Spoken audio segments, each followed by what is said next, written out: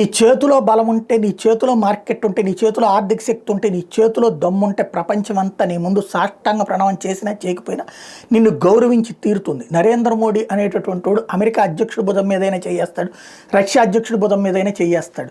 అదేమన్నా చిన్నప్పటి నుంచి వాళ్ళు ఏమైనా జిగిరి దోస్తుల కాదు. ఈయన పెద్దరికానికి వాళ్ళు గౌరవిస్తున్నారు. అదే సందర్భంలో వాళ్ళని ఏ విధంగా మోటివేట్ చేయాలో అలా మోటివేట్ చేసుకుంటూ వస్తున్నాడు. భారత ప్రధానమంత్రులు జవహర్లాల్ నెహ్రూ దగ్గర నుంచి ఈ రోజు వరకు చూస్తే ఏ ఒక్కరి వల్ల సాధ్యం కాలేదు. ఒక 10 మంది యూరప్ దేశాలకు సంబంధించినటువంటి నాయకులు కనుక ఒక చోట కూర్చుంటే మనం బిక్కుమంటూ బతికినటువంటి ప్రధానమంత్రులను చూసాం.